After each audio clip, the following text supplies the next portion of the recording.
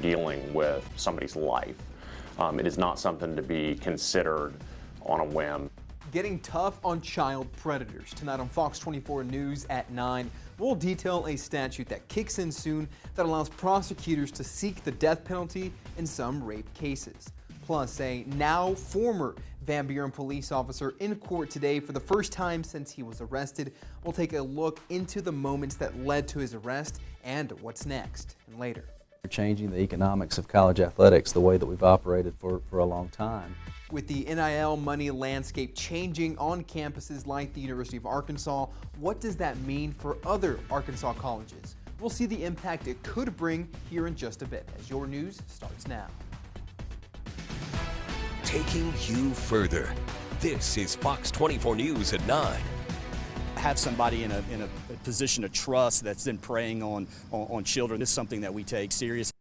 Jason Skites, a now former Van Buren police officer, went before a judge today for the first time since he was arrested this week. Skites is accused of internet stalking of a child. Tonight, we're learning more about what happened and what's next. Thank you for joining us at 9. I'm Joshua Pineda. Skites appeared virtually for his hearing, which was held at the Crawford County Courthouse. Now, let's take a recap and walk through what led to his arrest. Now, court documents say Skites started talking to a teenage girl on TikTok starting on July 15th. Now, those messages revealed Skites wanted to massage the girl and touch her inappropriately. Now, the girl told her mother about the messages, and which were then reported to police. Now, investigators found other messages where Skites wanted to meet up with the girl at a gas station on Fayetteville Road Monday night. A little before 9, Skites' car was seen entering the gas station parking lot and driving around the building before leaving. He was pulled over down the road by state police and arrested. During today's hearing, Skites was formally charged and his bond was set at $500,000. A public defender was also appointed. Now, we spoke with Kevin Holmes, prosecuting attorney for Crawford County, who says now is the time to have conversations with your child about internet safety. I think it's a great opportunity for us to have a conversation with our kids about, that there are people that are trying to, communicate with you online, on social media, and they shouldn't be. Holmes believes this is an isolated incident. However, the investigation continues. Skites is still behind bars at the Crawford County Jail. Now, in a couple of weeks, he will be arraigned where a date for his next court hearing will be set. And you can stay in the know in this ongoing investigation on air and online at fox24news.tv for the most up-to-date information. Download our Fox 24 News app. It's free on Google Play and the Apple App Store. Well, social media and online games can be fun for kids, but sometimes a simple message can lead them into dangerous territory, especially when they don't know who's on the other end. But sitting down and having conversations with your child is crucial. Fox 24's Phoebe Kramer spoke with a local child advocacy center to learn more. According to the American survey, 97% of 3 to 18-year-olds have home internet access. An alarming statistic that Lori Burnett with the Hamilton Center for Child Advocacy in Fort Smith says could lead kids down a scary path. A lot of times people are misrepresenting themselves online, maybe to be a younger person. And so you have maybe a 14-year-old child who's talking to somebody and they think it's another 14-year-old or 15-year-old or 16-year-old. Burnett says child predators have tactics to rope minors into inappropriate situations before the child can even realize what they're getting into. When they get to know them a little bit more, then that person starts asking them for pictures or a video of them that's inappropriate. And by then they feel like they're in a relationship with this person. And then their guard is down a little bit. Arkansas has 17 centers that provide programs and services for those impacted by trauma following the inappropriate interaction with an adult. Milani Hallbrook with the Children and Family Advocacy Center says parents can help their children stay safe online by simply having a conversation. It's really important to have those conversations as young as possible, talking about those appropriate boundaries, but also empowering them to know that they can say no to adults. And when adults do cross those boundary lines, that we want them to feel empowered to say something, to speak up, and to also seek help and not feel like they're going to get in trouble. When you have those conversations with your child and you think they are or could be in danger, Both advocates urge you to report it to the police. And a new Arkansas statute will allow prosecutors to seek the death penalty for the rape of a child. The new statute that takes effect in just a couple of weeks establishes the offense of capital rape. It stems from a Senate bill that was signed into law in the last legislative session. Fox 24's Gabriella Phelan addresses the questions that still remain over the statute. Right now, the maximum penalty for any kind of rape in Arkansas is life in prison. It's a major deterrent that state officials hope will protect children from being targeted. And the only thing I can compare it to is deciding whether somebody should be charged with capital murder. It's the potential to receive the death penalty for anyone convicted of raping a child 13 years of age and younger. It's called capital rape. The capital rape tool that the legislature has given us, that is a very deliberate process. And it should be, because you're dealing with somebody's life.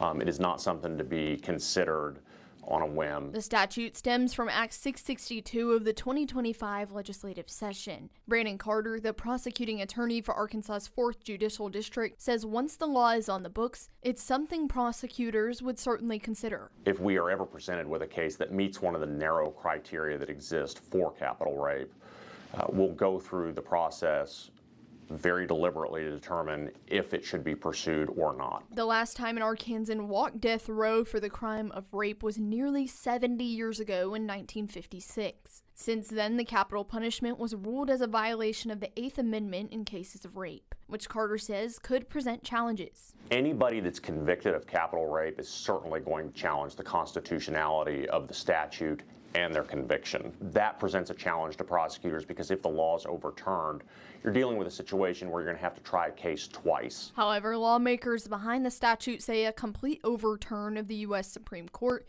makes room for change. It was unusual because only 6 states at the time had this on their books. I'll also state that the only justices that still remain in the court from that time are the 3 justices who helped author the dissent. The statute is set to go into effect on August 5th. Then prosecutors will begin charging suspects with the crime.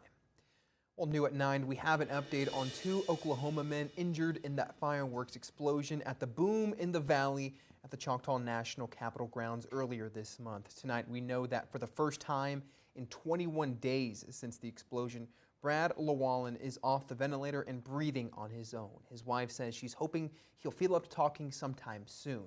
Now, tomorrow he'll have another surgery for more skin graft procedures. He still has surgeries remaining on his arms, hands, and both legs. And Cash Collins from Vian continues his recovery in a Tulsa hospital. He was able to talk for the first time today. He's able to move his limbs a little and his vitals remain stable. Now, this Saturday, the town of Sallisaw will be the site of a barbecue benefit, live and silent auction, and bake sale. Proceeds from the event will split between the families of Llewellyn, Collins, and Eli Smith. Smith died from his injuries just a few days after the explosion. Doors for the benefit open at 4 at the Sequoia County Fairgrounds. Well, Fort Smith's first Teen Focus Club will officially open here in just a few short weeks after the program was in jeopardy earlier this month. Fox 24's Dylan Nooner joins us live in studio now with how the center was able to make a comeback. Dylan. Yeah, Josh, the much-anticipated opening of the Fort Smith Boys and Girls Teen Center was put on hold earlier this month after funding for the center was suddenly frozen. Now a partnership with 21st Century Community Learning Center has allowed the club to resume their services. After a lot of uncertainty and a brief pause in the funding, Fort Smith Boys and Girls Club Teen Center will officially open on August 13th. The 21st Century Learning Center was able to resume funding and allow the launch of the first ever Teen Focus Club in Fort Smith. So the 21st Century Learning Center funding was put on hold by the administration while they were doing some stuff in the background, to figure out what they can do for the year of 2025. And we got some good news this week that they've released the funding so we can move forward on funding our new teen center here at the Fort Smith Boys and Girls Club.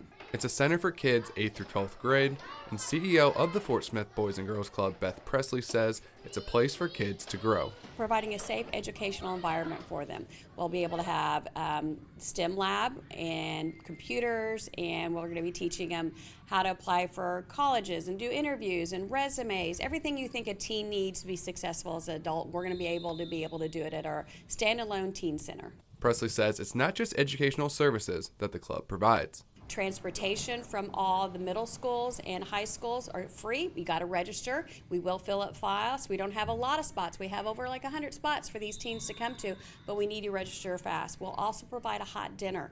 They'll go home fed. They'll go home with their homework done, and they'll go home exercised out as well. So we're excited to be able to provide this standalone teen center for the Boys and Girls Clubs in Fort Smith. Presley credits support from the community for allowing them to resume their services. There's a need to provide this environment for our kids. So we really do appreciate everybody that reached out to our congressman and told them how important these are, and so that we can move forward. This is for the year 2025. We hope that the funding will continue in 26 and forward. We might have another advocacy push, but I think they listened to us, and we're excited to be able to open up in August. The Boys and Girls Club has been in the Fort Smith community for 97 years, and finally they'll be able to welcome a center exclusively for teens. In studio, Dylan Nooner, Fox 24 News. All right, thank you, Dylan. Amazon will soon launch business operations in the River Valley. The company has bought more than 17 acres in Fort Smith. A spokesperson for Amazon told our content partner, Talk Business and Politics, that the facility will be a delivery station, which is different from a distribution center. Now, no other details about the new addition are known at this time. Well, still to come at 9, a boil order is going into effect later tonight for some people living in Washington County. We have the details on what you need to know. Plus, 2 local big names are taking center stage in Fort Smith tomorrow. We'll show you how you can take part in all the festivities here in just a bit. But first, we're checking in with meteorologist Zach Gilday. And Zach, this heat, it's here to stay. That's right, Josh. Not only the heat, the humidity. Dew points are way up there in the 70s. We can see 71 Fayetteville, 70 in Fort Smith. That's way up there in the tropical range. Now, I think tomorrow might even be the hottest day of the week. How hot is it going to be? And when is our next chance for rain? I will have all those answers and more coming up in the full Fox 20 forecast.